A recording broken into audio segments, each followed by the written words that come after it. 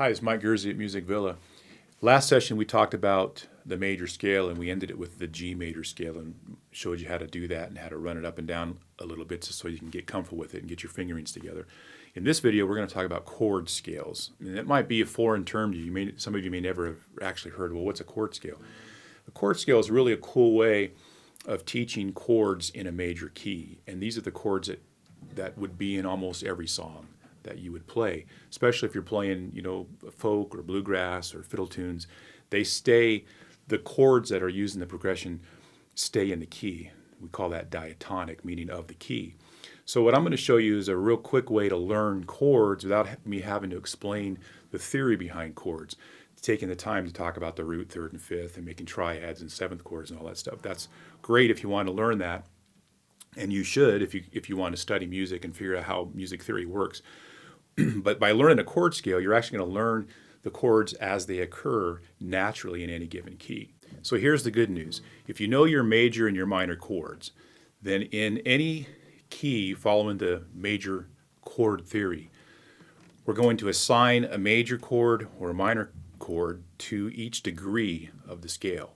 So in other words, I have 7 notes and I play the G major scale. I have G, A, B, C, D, E, F sharp, G.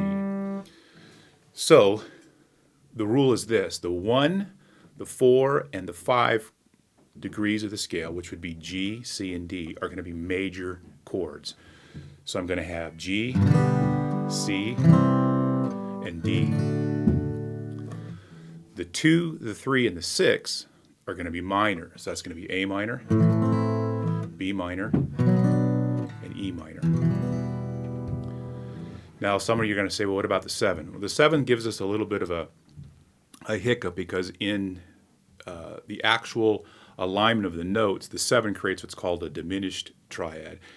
And the diminished triad off the 7th degree of the scale actually creates a dominant 5 chord. So we're not even going to worry about it. We're not going to play the F sharp diminished chord. We're just going to address that as a 5 chord. And we're not even going to use it for the purposes of this lesson right now. We're going to just kind of set it to the side. We're going to focus on 1, 2, 3, 4, 5, 6. So in review, if 1, 4, and 5 are major, 2, 3, and 6 are the minors. So when we play those in order, we get G, A minor, B minor, C, D, E minor.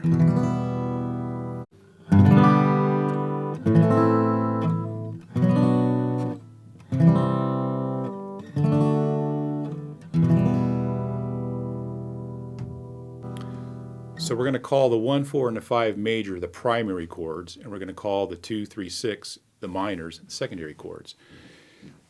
All of those chords come from the scale. They're all made up of notes in the G scale. There's no outside notes. When you apply the theory of creating chords to the G scale, those are the chords that are formed.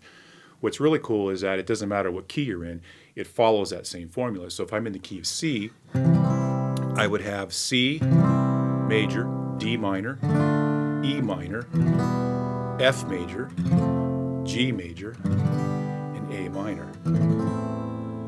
In any key that you go to, it's always going to follow that formula. So just remember, the primary chords, 1, 4, 5, are major. The secondary chords, 2, 3, 6, are minor. And those are all of the chords that are going to be in any song that's diatonic to that key. So why do I want to teach you this? Why do you need to know this? Excuse me. If you're trying to learn a new song and you're listening to the song and you say, hey, I really like that song, I wish I knew how to play that. By knowing this, you already know the song. Because if the song stays diatonic to the key, the only chords that are going to be in that song are these chords, the 6 chords that we just went over. So you're going to listen to the song and you're going to find out, well, this song's in the key of G. I hear the first chord of the song is G. Maybe I listen all the way through the song and it resolves and it ends on a G. All right, so I got 1 chord down already. That's the 1 chord. As I'm listening to it, I hear the chord change. Well, what chord is it? It's going to be one of those chords that we talked about. And usually it's going to be one of the primary chords. So it's going to go to the 4 chord, which would be a C. And then it might go to the 5 chord, and and 5 is going to resolve back to the 1. If you hear another chord that's a little bit different, you think, is that a minor chord? If it is, it's going to be the A minor or the B minor or the E minor. So when you're listening to the song, you know what choices you have. You just figure out which chord it is, and you just learned the song. Now here's a little quick tip. Most songs in folk, bluegrass, fiddle tunes, they are going to primarily be created from the 1, 4, 5. That's why we call it the primary chords. So you can play, just a ton of songs that are going to be 1, 4, 1, 5, 1, 4, 1, 5, 1. Maybe they'll go to 6. Maybe it goes to the 6 and to the 4. 6, 4, 5, 1.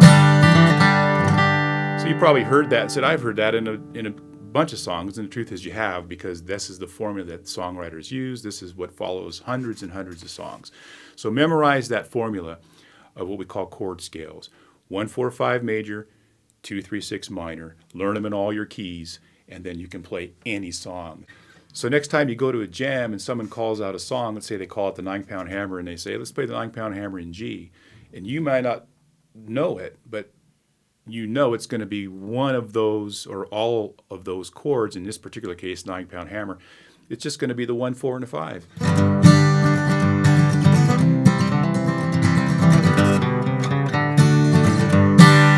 That's the whole song. So learn your chords, apply them to your chord scale harmony, and you've got all the chords you're ever going to need. And if you ever go beyond this kind of music and you start getting into jazz or advanced music where they play 7th chords and they play 9 chords and they play all these other kind of crazy chords that we use, it all breaks down to the same principle. They all come from the diatonic chord scale harmony. 1, 4, 5, 2, 3, 6. And you can extend them all you want, but in their simplest forms, it's going to be this concept. Okay, if you have any questions about that, feel free to leave a comment or shoot me a note. But I just wanted to throw it out to you so you can start learning chords in the key. And then next video, we're going to talk about, now that we know chords and we know our scale, how can we play and begin to get the idea of playing melodies and improvising over these chords using these scales. All right, for now, this is Mike at Music Villa. We'll see you next time.